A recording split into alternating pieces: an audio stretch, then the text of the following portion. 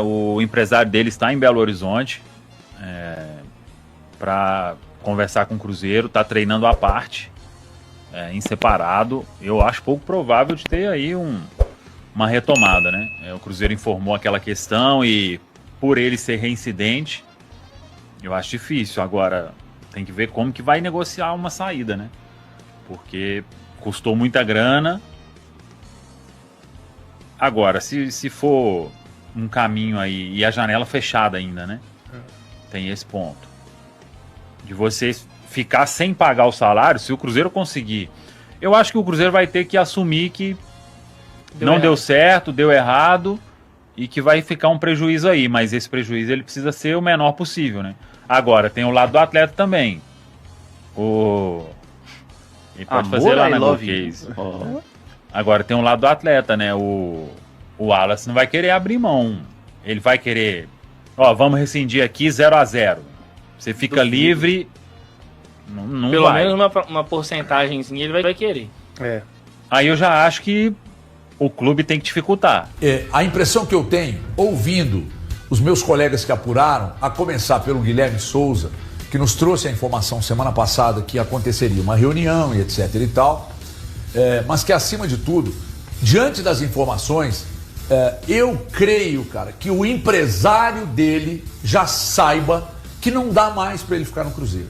Porque agora não é o Wallace querer ou não, ele não tem outra alternativa. Quer dizer, ele tem, de ficar aí meio que como um fantoche, que eu não acho que é legal para ele.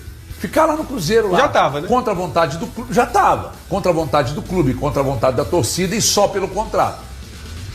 Eu não sei que tipo de negociação ele vai fazer, mas o que fica claro é que depois do ato de indisciplina, somado ao fato de não jogar, de não dar resultado dentro de campo, cara, não tem outra alternativa. O Cruzeiro vai ter que entubar o prejuízo, ajeitar com o empresário dele, até porque é interessante o empresário dele também entender que não dá para ser tão radical na pedida de um acordo. E, cara, é linha, vai embora mesmo. Everton, assim, o Cruzeiro já sabe que o prejuízo já tá aí. Já tem o prejuízo desses 2 anos praticamente de Wallace, que é o camisa do Cruzeiro, e vai ter o prejuízo na sequência em razão aí de como vai ser feito esse acordo. O Cruzeiro vai ter que assumir uma dívida mesmo com um jogador, se ele for negociado com outro clube, antecipar essa rescisão ou ser emprestado até finalizar o contrato, o Cruzeiro vai ter um prejuízo sim, porque a grande questão do Wallace, que estava escanteado no começo do ano, estava ali até para ser negociado, mas não foi negociado porque tem um alto salário, é justamente isso. Ele ganha muito e produz pouco. Qual clube vai querer pagar para um jogador que tem um alto salário e não entrega em campo? O Grêmio, por exemplo, tinha interesse no Wallace, e até acho que o Wallace no Grêmio vai jogar bola. É aquele negócio da você voltar para casa. Vou usar o exemplo do Lucas Silva, que não estava bem no Grêmio e chegou no Cruzeiro, estava à vontade. Impressionante como o Cruzeiro faz bem ao Lucas Silva. E eu acho que o Grêmio vai fazer bem ao Wallace, mas o Grêmio não vai querer pagar um salário tão alto assim. Não, inclusive com o Cruzeiro pagando a metade, o Grêmio já disse não. Você acabou de porque sacar. É muito alto, mesmo o Cruzeiro pagando a metade. É muito alto. Sabe? Impressionante. E assim, Everton, para resumir o Wallace no Cruzeiro, não tive a oportunidade de falar em outros programas, é uma decepção gigantesca que eu tenho, tá? Quando o Wallace chegou ao Cruzeiro, eu falei, que contratação. Que eu tinha o recorte dele de Grêmio, quando foi negociado, chegando até a seleção brasileira.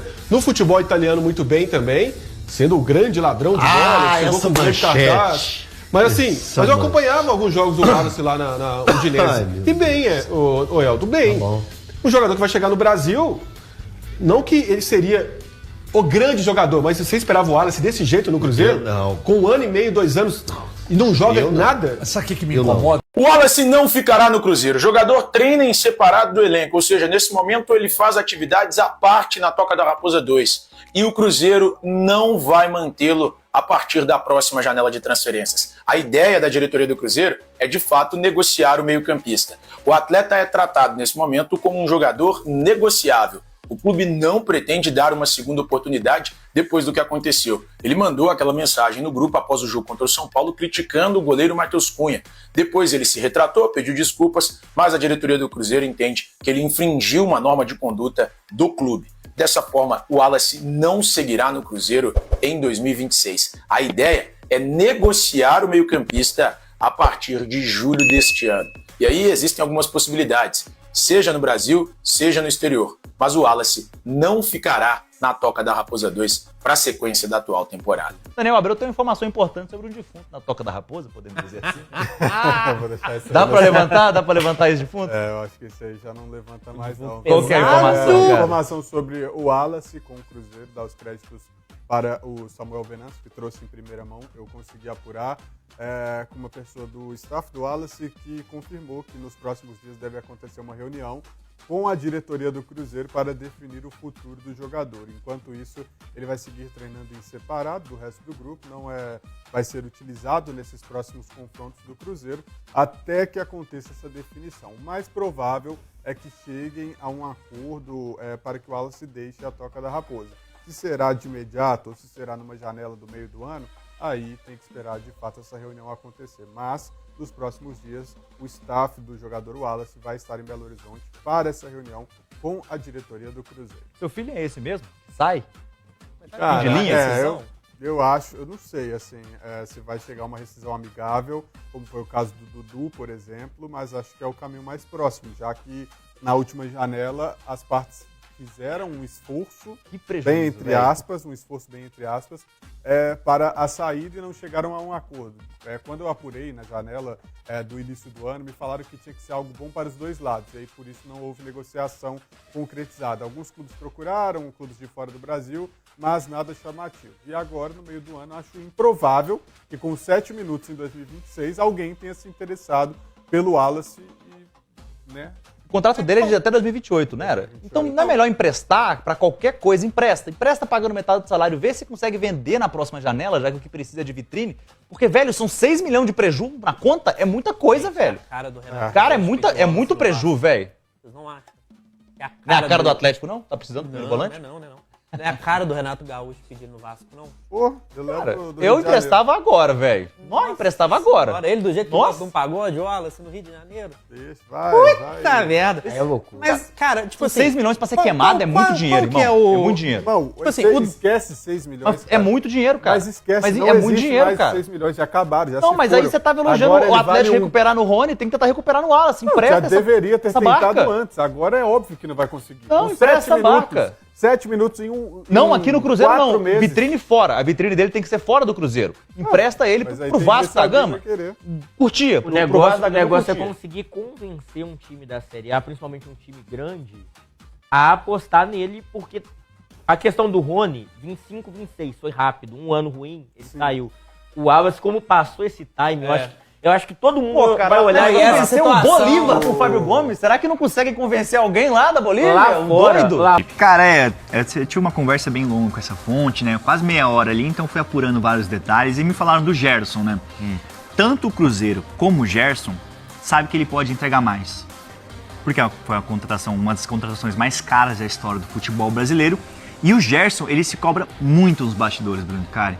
Ele externa muito isso para a diretoria, que ele sabe que ele pode entregar mais, que ele tem que puxar a responsabilidade. Teve a mudança de técnico agora também, né? Que pode ser positiva, enxergam que o Arthur Jorge está tendo uma relação interessante com o Gerson, porque ele está puxando para conversa, sabe? Até vou trazer uns detalhes sobre o Arthur Jorge aqui.